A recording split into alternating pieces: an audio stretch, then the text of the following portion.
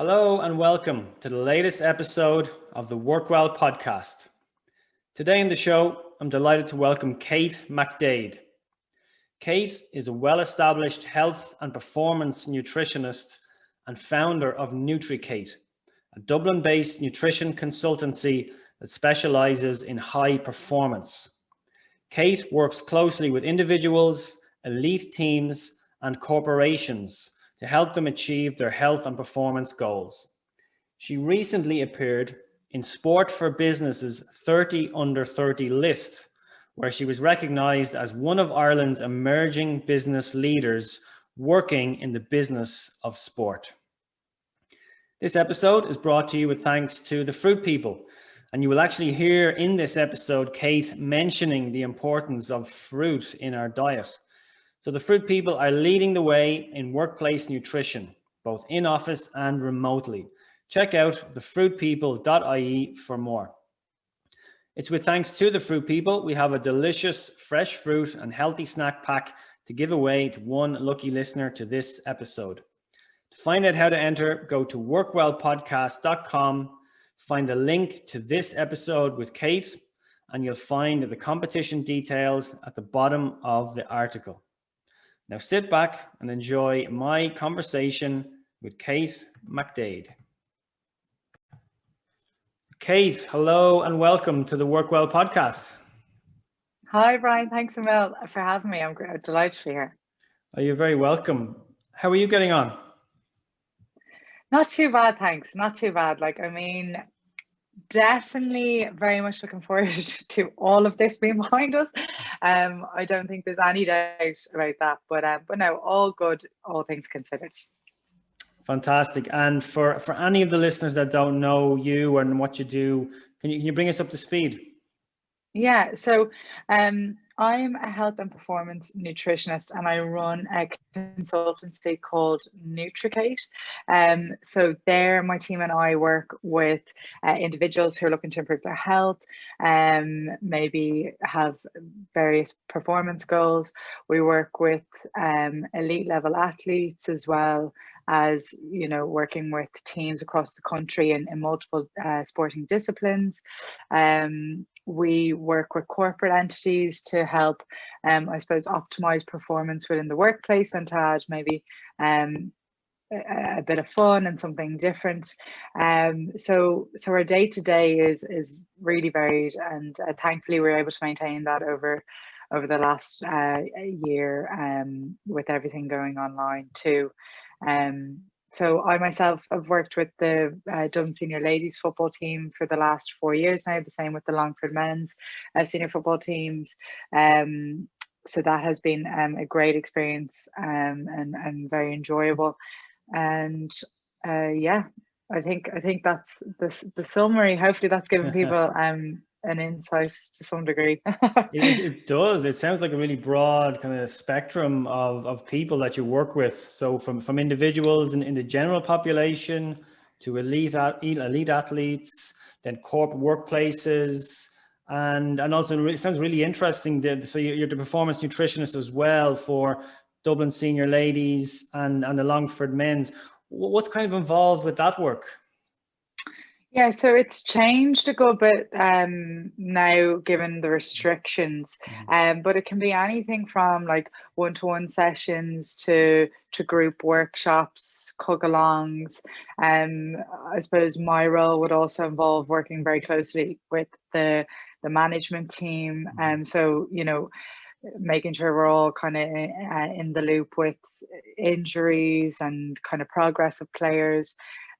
Skin fold assessments, so that would be like body composition assessments, so measuring body fat, would be done. Also, that hasn't been done in a while, which I'm sure loads of players are delighted about, because of restrictions that kind of put a slow or a stop to that.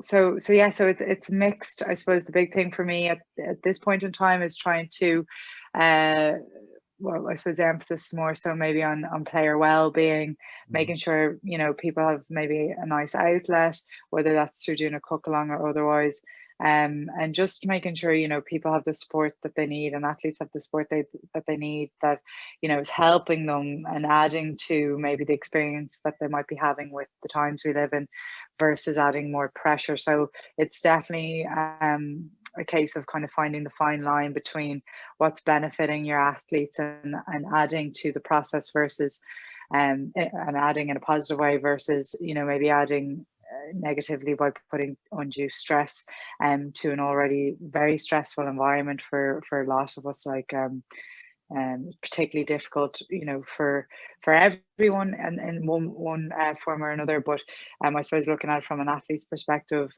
you know, very active people who always had this outlet all of a sudden don't have it anymore.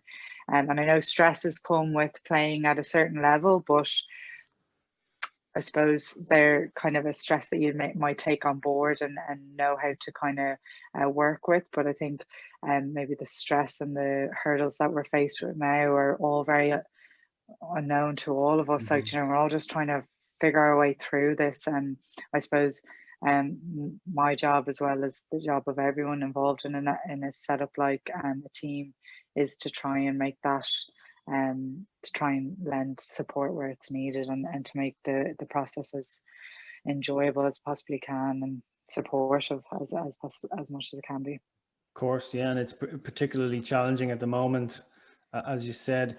What's it like in normal times then? There's a lot of the work involve kind of pre-training, pre-match nutrition, a little bit during, of course, as well, and then of course the post-match recovery.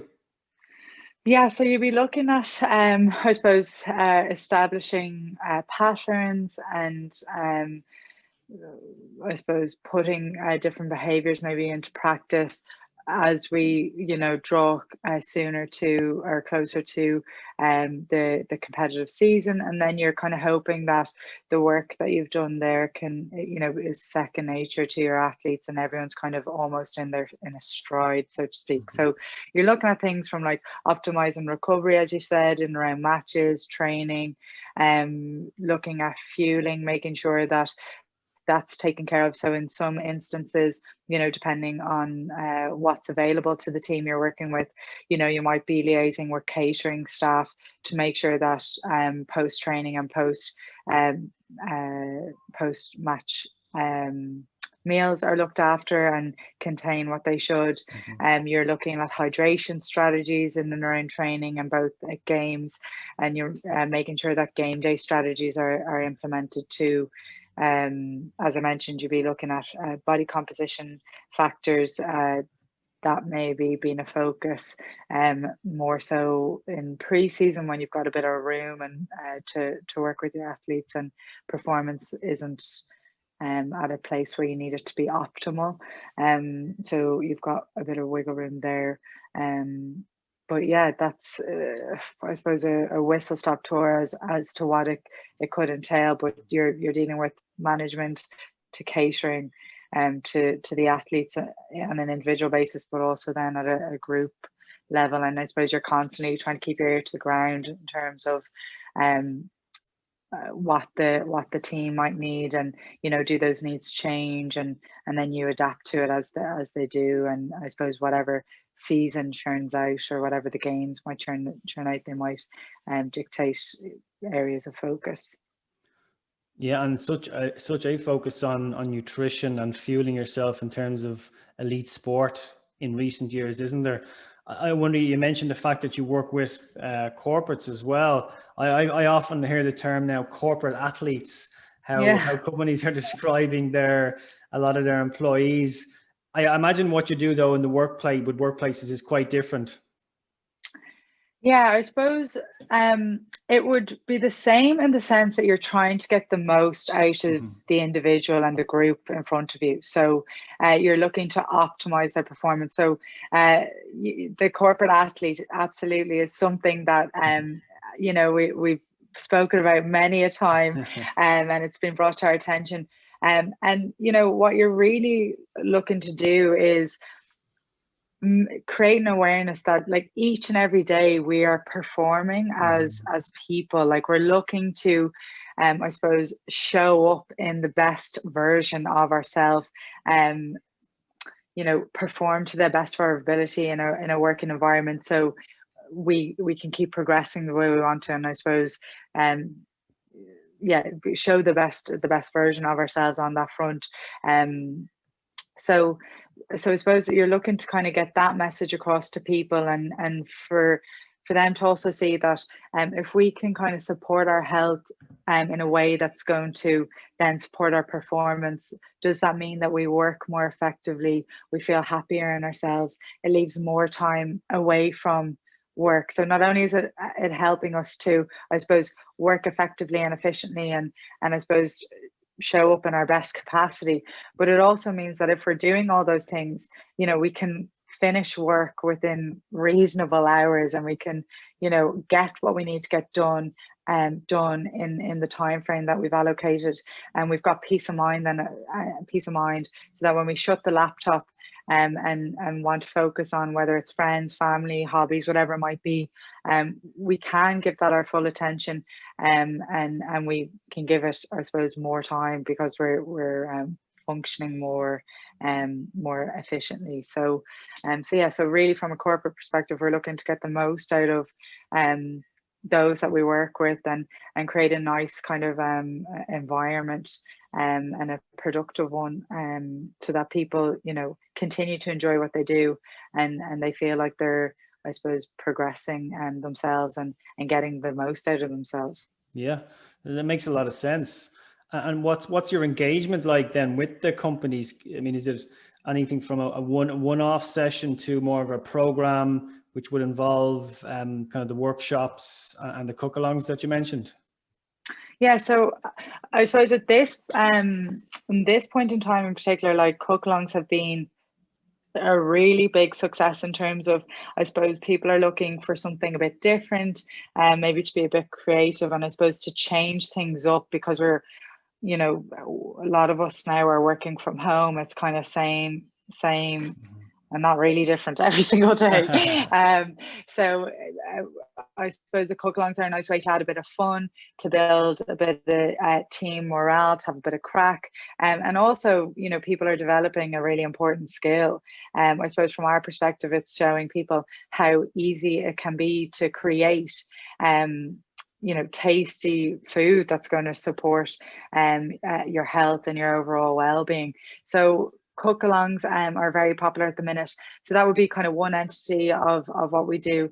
And then we've got the seminars, as you mentioned. So that can be anywhere from a once-off to, part of our year-long program, where you'd have a bit more continuous support. And then you've got the likes of drop-in clinics too. So whether it's a half day or full day, depending on the levels of support that's provided to employees, they might get a 30-minute session with a nutritionist or a dietitian from the NutriKate team. So there's loads of scope there. I suppose it's depends on the needs of the company. Okay, yeah, you can tailor it to the needs of the company. Exactly. Yeah, very good. So great options there. How about for the individuals listening in then? Any advice for them? How best should they, or should we, be fueling our day? And any differences maybe for people that are sitting through these back-to-back Zoom meetings all day versus someone who might be on their feet all day in a factory floor or on a construction site, for example? Yeah, so I think it's really important to start looking at yourself as the individual that you are. I think, sometimes we can get caught up in maybe what someone else is doing, or what's kind of topical, but really, when it comes to nutrition and what we do, it's looking at the person for the individual that they are. So recognizing, okay, I'm the person out on site and I'm walking around and I'm lifting heavy things, or I'm on my feet constantly, or am I the person who is, like myself, sitting in front of a laptop for a lot of the day? Like, straight away, it's quite evident that the person out and about the whole time is probably going to have higher energy requirements than the likes of myself, who's sitting down in front of a laptop. So I think start to maybe recognize what's working for you and what's not. Like, taking a moment to be like, do I feel good day to day? Do I have a pep in my step? Am I struggling to find the energy to do basic stuff? So if you are struggling in any way, there's probably areas for improvement. So I think a lot of people have been finding it challenging, for those of us who are working at home. Structure may have gone out the window somewhat. If you've got kids, like, that's another kind of spanner in the works, so to speak, because now you're not just doing your job every day and whatnot, you have to become a teacher now too. So it's definitely hard work for those of us who maybe do have kids and are juggling now 2 jobs all of a sudden, as well as the job of being a parent or a guardian. So I suppose trying to maybe create structure in terms of making sure that you establish maybe even a meal pattern. So when you were work, as back pre-COVID, maybe you found it quite easy to have a breakfast, maybe a snack, a lunch, dinner, and then maybe a snack later on. That might change now because you find that that routine has gone. So can you look to get some sort of establish some pattern for yourself that works and that's adding a benefit to your day to day? And I think like key things to look at that maybe are kind of fundamental principles that we aren't overly good at by nature, would be things like, are we drinking fluid day to day? Are we staying on top of our hydration? Something that can really shift our ability to concentrate, our focus, and it also will influence even our immune system. So how can you just simply add a bottle of water to your desk if you're at home the whole time, and what's that? Or maybe if you're out and about, like, is there a bottle of water in your car, or something that it makes it accessible to stay on top of fluid intake. Like fruit and veg, irrespective of whether you're active or not, are a key element of the puzzle in terms of overall health. So that's something that we can maybe look to include or improve upon, getting fruit in as a snack if you're not doing so already, adding vegetables to your lunch and dinner if you're not doing so already. They can add benefit, and maybe you might already be putting together a lunch, putting together a dinner, so you're doing that already. So this is just about like maybe adding and focusing on maybe what's missing versus looking at trying to, oh God, I've been awful here, I need to get rid of this. Look to maybe add versus remove more so. But I think a key thing is to establish what is working. Am I in a good place? Okay, not feeling as good as I'd like to, so what can I start on? So looking at things like your sleep, your fruit and veg, your hydration. Are you eating have you got a meal pattern that's working for you? They're all maybe good starting points to look at, and recognizing too, okay, I'm not walking into the Lewis and then walking another 20 minutes into work, but I am maybe getting an hour's walk at lunchtime that I never had before. So recognizing how your energy demands have changed too, because they'll influence maybe what your energy intake should be like as a person as well. Yeah, great advice there. And from the physical activity point of view, I think we heard certainly at the beginning of lockdown, some people were struggling with getting out, getting their amount of steps in per day, or maybe their activity, because their commute was gone. What are you finding in terms of from your clients in terms of nutrition, is especially for people that are working from home? Are they finding it a benefit to have the fridge close at hand, where ideally there's a lot of healthy foods there, as opposed to maybe the pastries at work or the coffee shop? Or are they missing, maybe there's a healthy food option in the canteen? Are you getting any feedback in that area? Yeah, and actually you're touching on a really important point there, Brian, and that is like, using your environment to your advantage. So it's kind of been hit and miss, like, you know, I think for them, the most part, like from my clients, they've been doing quite well because we've put strategies into play to make sure that, I suppose, their environment is conducive to the goals that they're looking to achieve. And I think it's really important to, you know, our environment can help us an awful lot, or it also can throw up barriers left, right, and center. So, you know, little things like if there's food on display in your house, like is it nutritious options so that it makes you more inclined to, you know, opt for something that's actually going to support maybe your overall well-being, or help you maybe improve a goal that you might have, like I'm going to leave fruit on the table because I know I probably could do a better job on that front. So you see it and it's there. Or you know, the other side of things, like out of sight, out of mind, can work quite well. So if you're struggling to manage structure, or manage appetite or snacking, and you know it's kind of not moving in line with the direction you want to go, you know, can we keep food in presses? Or, you know, can we recognize what's you know, what's working well within our kind of weekly shop, and maybe what's not, to help support where we're looking to get to. So I think if you can identify areas in your environment that maybe aren't in line with the lifestyle or where you want to get to, and you can correct for them, I think that can make life a lot easier, particularly when you're working from home, because it can be a case of, geez, like I've everything I want to be including there, my fridge, my press is excellent, and that makes it a lot easier to eat better if, you know, you've got all the right bits and bobs.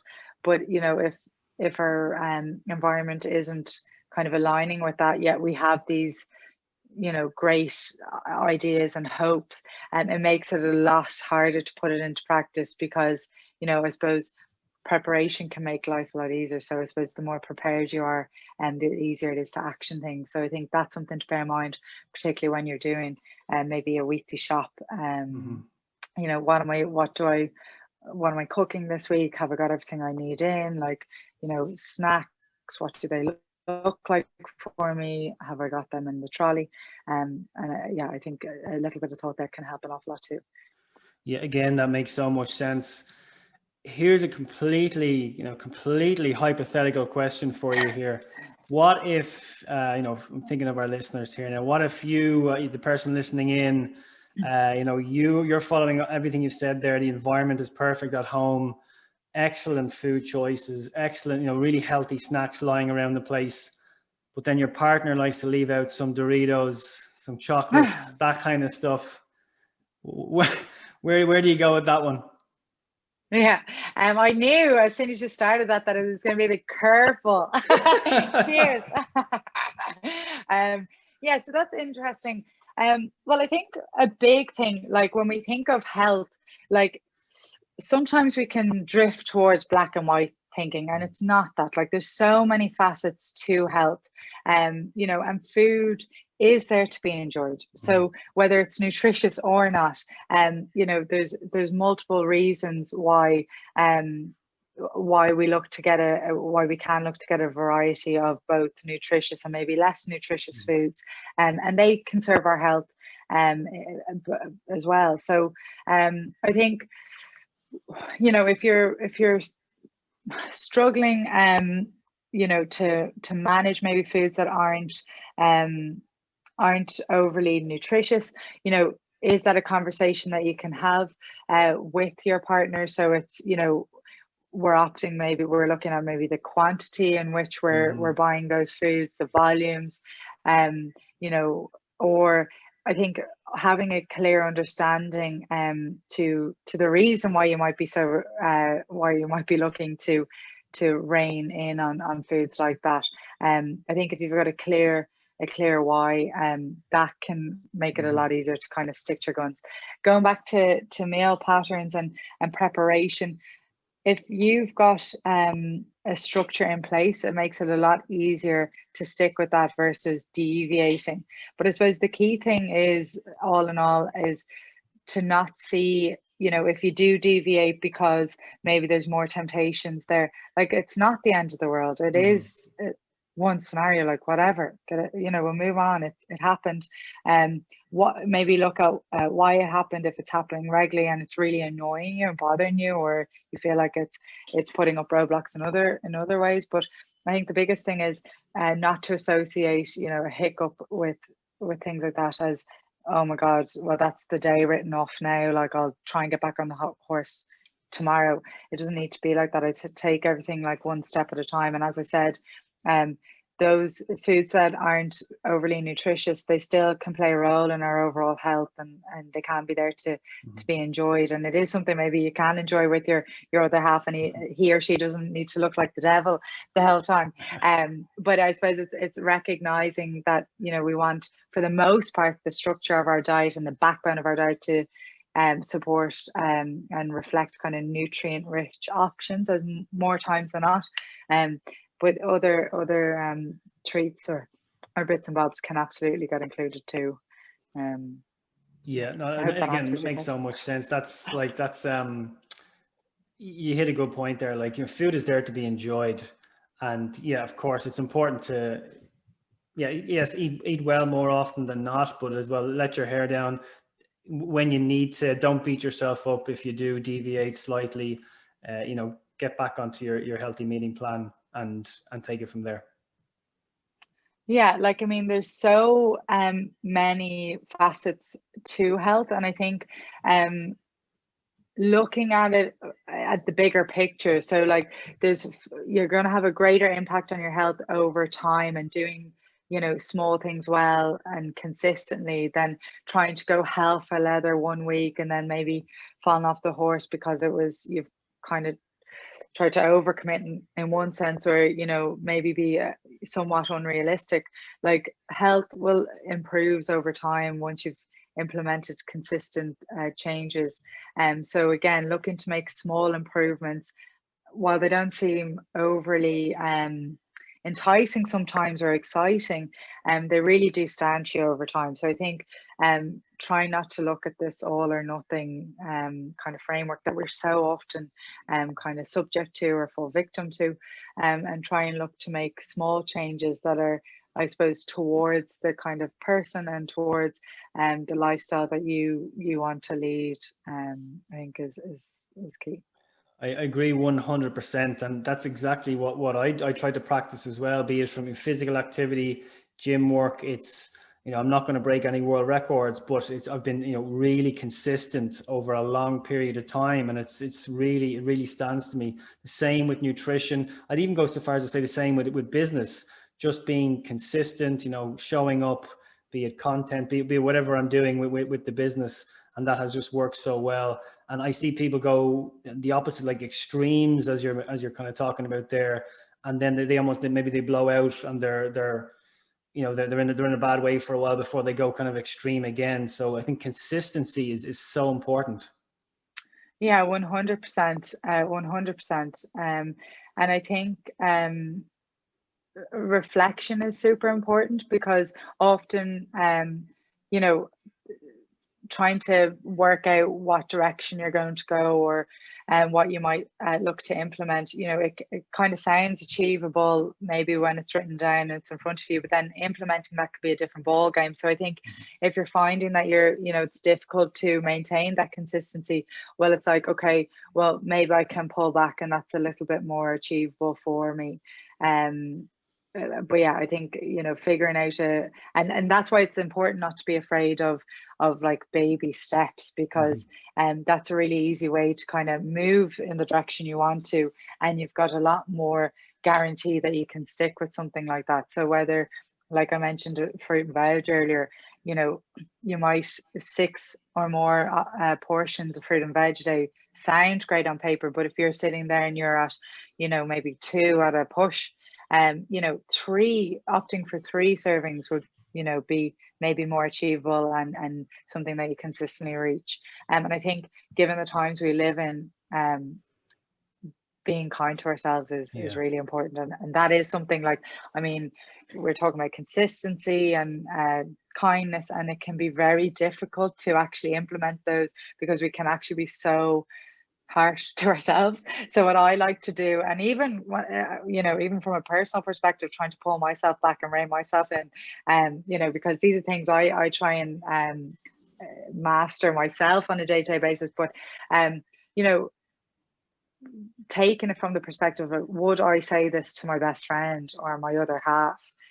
And if more times than not, you probably wouldn't be as harsh or than you are being with yourself. So that's just something to bear in mind. Like, this is very difficult and unprecedented time. So if you're not kind of moving at the rate you want, no matter what that is, it's not to be too harsh on yourself, because this, I think, is affecting us probably in more ways than we can even really understand at this point in time. So just to bear that in mind and just be a bit sounder to yourself.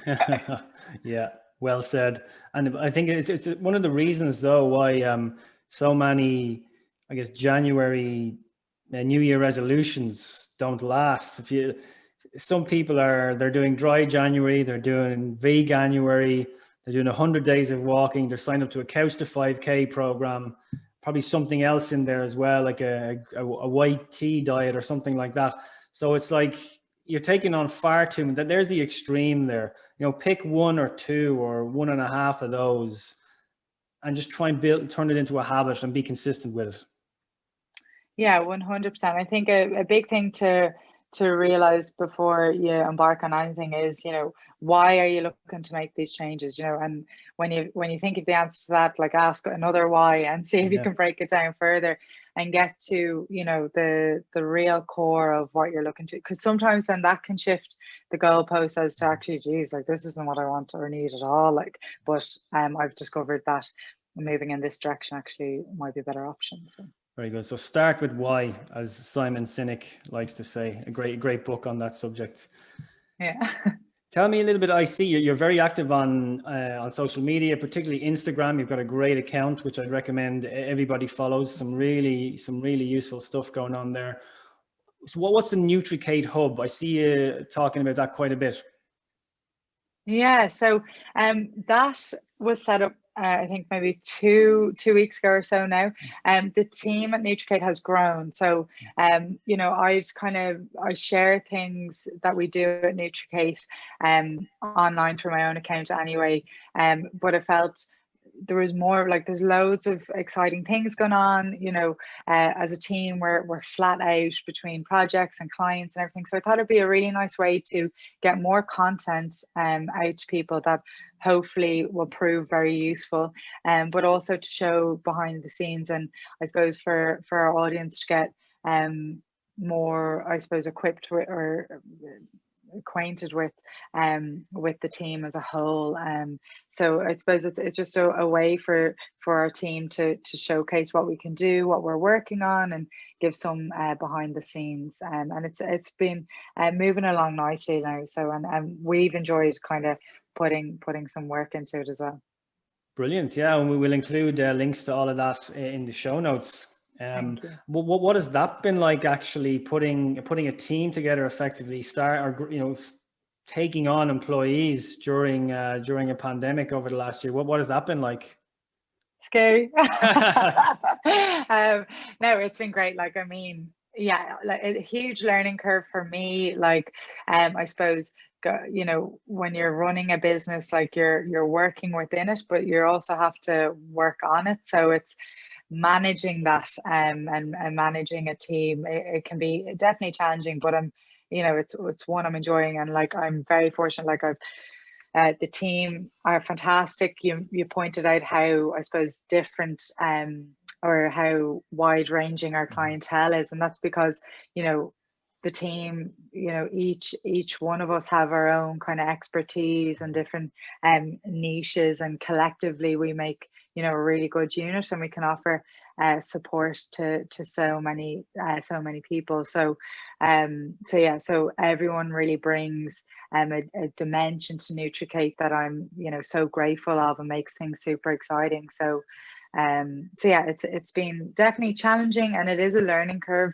but it's one I feel very fortunate to have. Like, yeah, I feel very fortunate to have that challenge in my life, to be honest. Yeah, no, I can imagine. Well done, because it is a really, difficult time for many small businesses. So, really well done on getting that going at this time. It's really impressive. Oh, thanks so much. No, you're welcome. Really well done.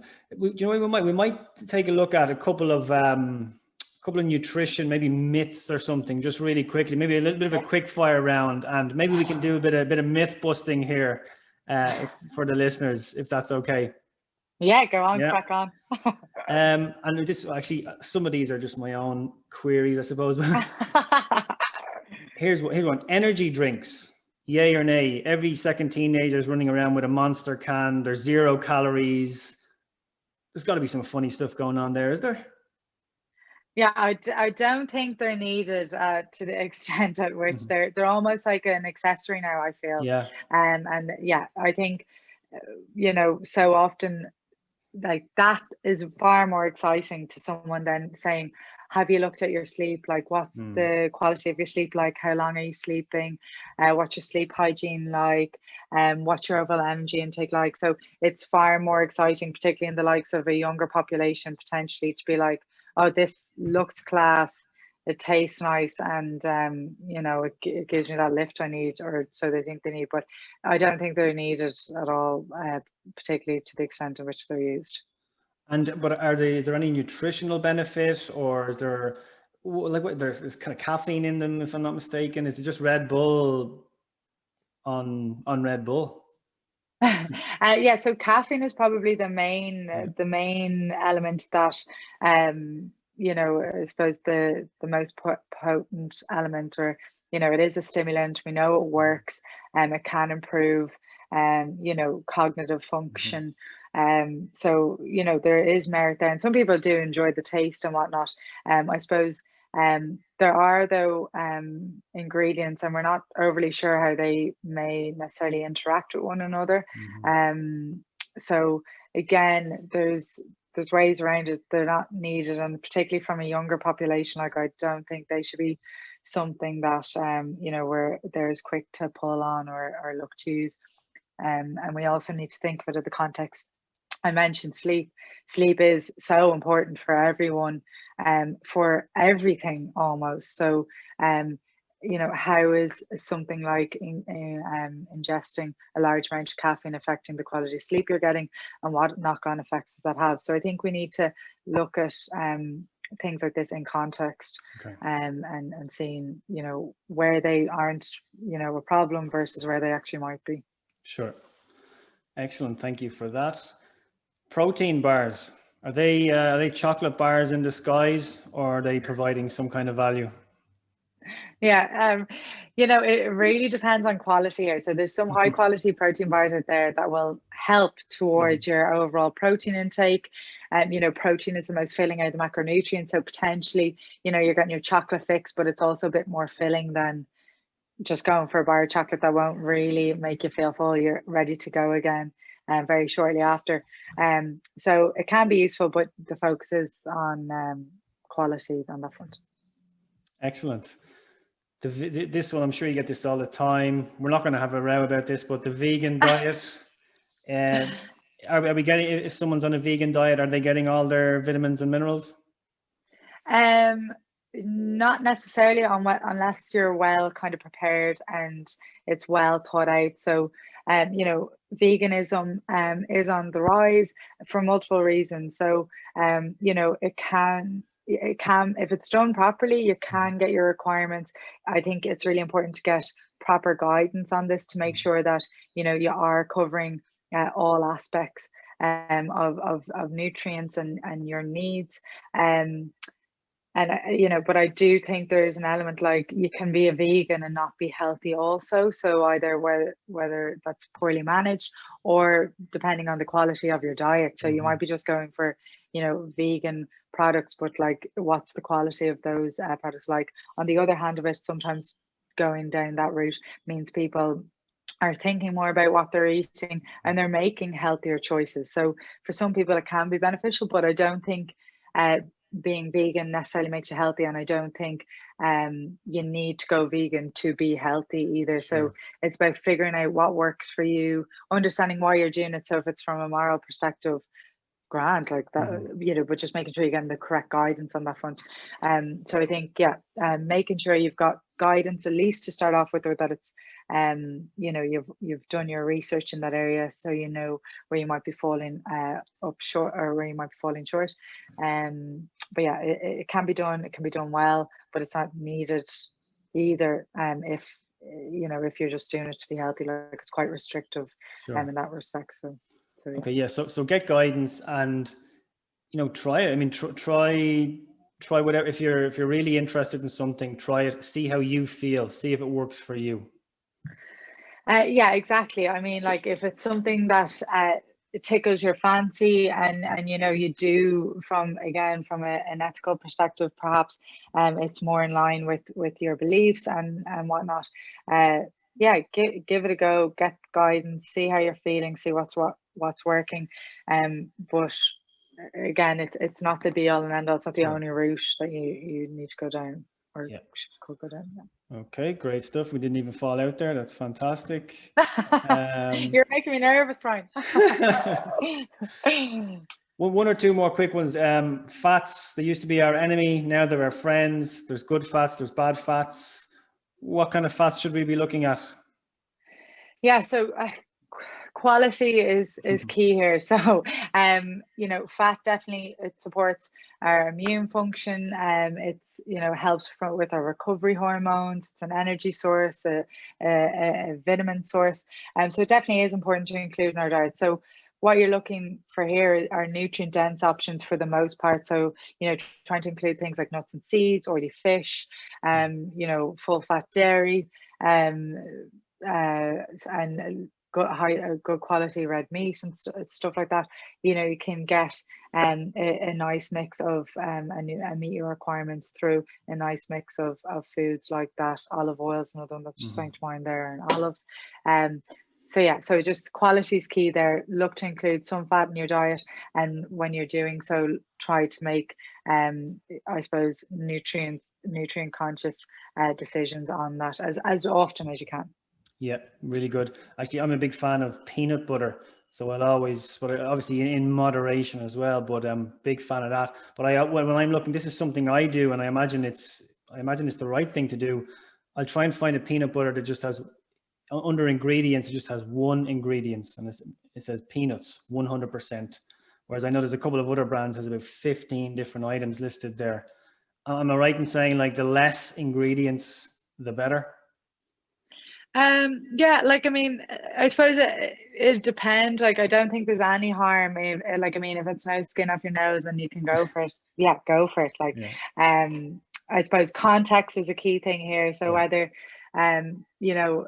if those extra percentages might be needed more by one person over another. So it's important to take note. But I mean, if you can make decisions like that, great.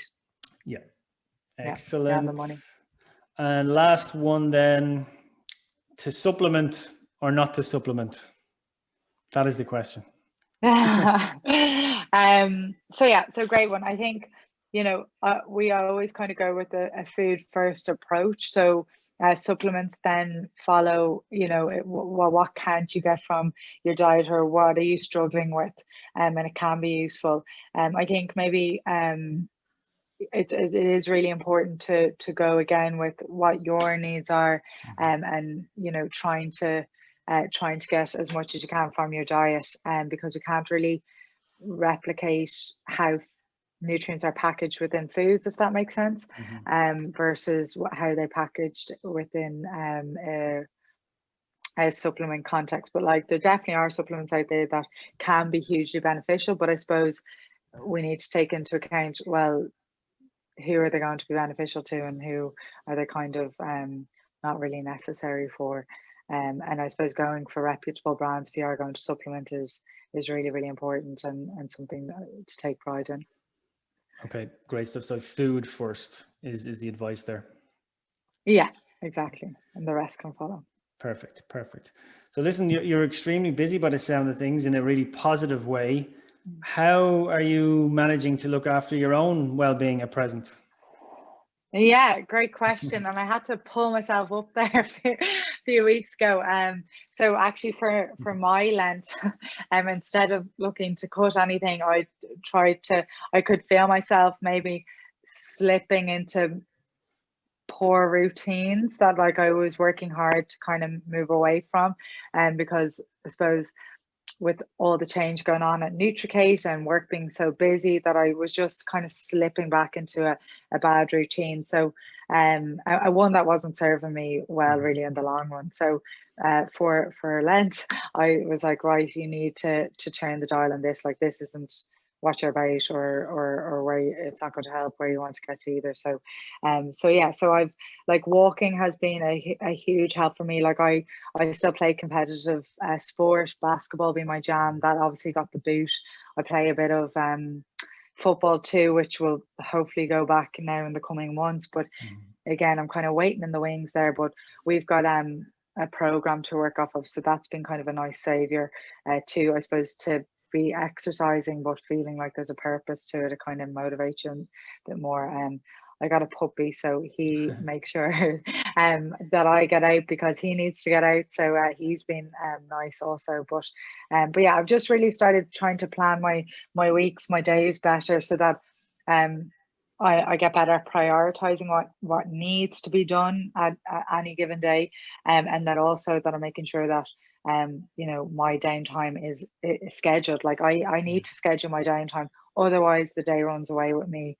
It's 8, 9 o'clock and I'm still at the laptop, like, which you know, isn't good for anyone. So so I've just realized that I need to kind of schedule and prioritize my own health, because you know, if that's looked after, I function function better, and I think better. So so yeah, so that's kind of what I've been doing and prioritizing over the last number of weeks, is scheduling my downtime and getting back to things that I enjoy, like getting out for the walks and whatnot.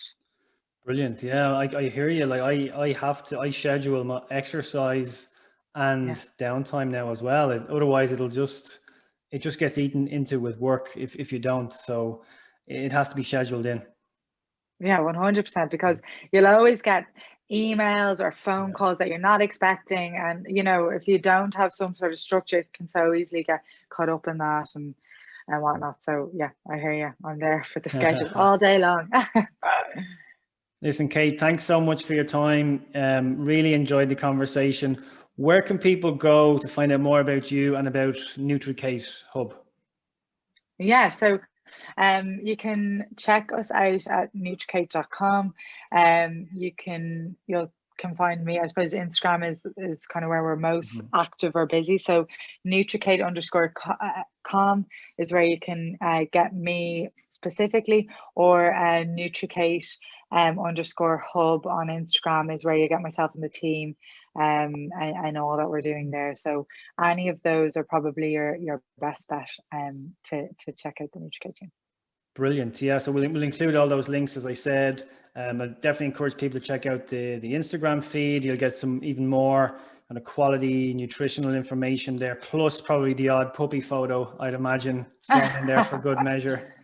It would be rude not to. Exactly. Well, listen, Kate, thanks so much for your time. Not at all. My absolute pleasure. Thank you so much for having me. Hello, everyone.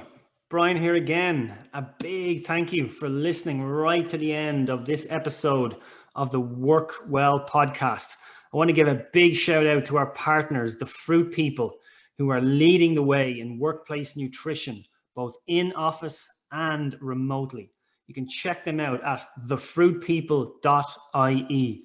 And it's with thanks to the Fruit People that we have a delicious fresh fruit and healthy snack pack to give away to one lucky listener for each episode of season 3. To find out how to enter, go to workwellpodcast.com and find the link to the latest podcast episode. Finally, are you interested in diving deeper in the area of workplace well-being? Why wouldn't you? you need to check out the Work Well Institute. The Work Well Institute is an online hub for all your workplace well-being, education, and training needs, whether you're an individual or an organization. Head on over to workwellinstitute.org, where you'll find out the details on all the courses available, including my flagship program, Developing a Workplace Wellness Program That Lasts. Check it out at workwellinstitute.org. Thanks again for listening. The original music for this podcast was composed by my friend Greg Clifford. Thank you, Greg. Remember to work well, stay safe, and I'll see you on the next episode of the Work Well podcast.